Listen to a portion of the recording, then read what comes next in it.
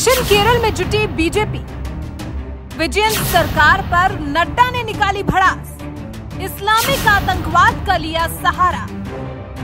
विजयन सरकार को नड्डा ने बनाया निशाना। क्या बीजेपी की दक्षिण भारत कब्जाने के सपने को लगेंगे पर?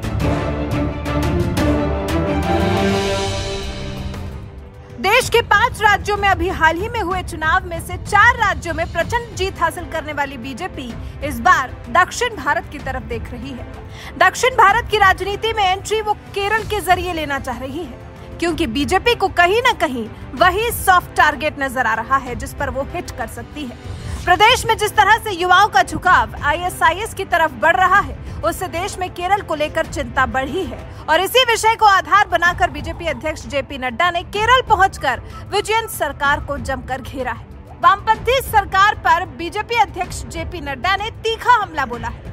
नड्डा ने केरल को ब्रीदिंग सेंटर करार दिया, साथ ही कहा वामपंथी सरकार भले ही समाज के हर वर्ग को लेकर बात करे, लेकिन लेफ्ट सरकार इस्लामिक आतंकवाद को बढ़ावा दे रही है। नड्डा ने आरोप लगाया कि माकपा के नेतृत्व वाली वाम लोकतांत्रिक मोर्चा सरकार हमेशा ये बात करती है कि वो समाज के हर वर्ग के साथ समान व्यवहार करती है, लेकिन उनकी नीति छद्म धर्मनिरपेक्षता वाली है, क्योंकि ये सरकार समाज के वर्ग विशेष को खास ट्रीटमेंट देती है, जबकि अन्य वर्गों को बांटने की कोशिश करती है।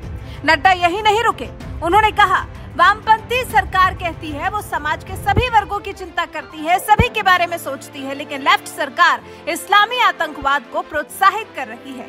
इस्लामिक आतंकवाद को सीपीआईएम सरकार का संरक्षण मिल रहा है।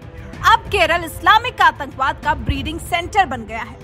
उसके बाद केरल की जनता किस तरह की मुसीबत का सामना कर रही है, बीजेपी अध्यक्ष जेपी नड्डा ने इसका भी जिक्र किया। उन्होंने कहा यहाँ तेजी से हो रहे जनसांख्यिकी परिवर्तनों के कारण लोग असहज और परेशान हैं। विशेष रूप से ईसाई समुदाय इस तरह के मुद्दे बार बार उठा रहा है। ईसाई समुदाय जिहाद की चिंताओं को उठा रहा है। इससे साफ है कि लेफ्ट सरकार की नीति छद्म निरपेक्षता वाली है। नड्डा ने अपनी रैली में राज्य में पिछले 15 साल में हुई राजनीतिक हत्याओं का भी जिक्र किया। आरोप लगाया कि राज्य में हिंसा में भारी वृद्धि हुई है। दिए आंकड़े के अनुसार साल 2016 में 55 राजनीतिक हत्याएं राज्य में दर्ज हुई। पिछले 3 साल में प्रदेश में 1019 हत्या होने का नड्डा ने दावा किया।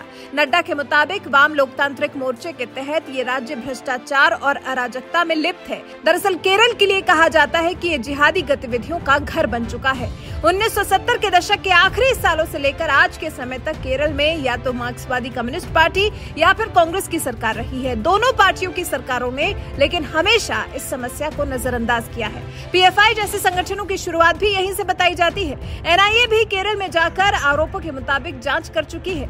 एनआईए ने जो रिपोर्ट जारी की थी उसके मुताबिक तो पीएफआई कट्टर इस्लामी विचारधारा के प्रचार, धर्म परिवर्तन, मुस्लिम युवाओं को बरगलाने जैसे कामों में यहाँ लगा हुआ है। शायद तभी तो पिछले कुछ सालों में यहाँ से आईएसआईएस में शामिल होने वाले युवाओं की संख्या इस कदर बढ़ी है। वैसे आप बीजेपी अध्यक्ष जेपी नड्डा के दिए बयान से कितना इत्तेफाक रखते हैं? अपनी राय हमें कमेंट कर जरूर बताएं।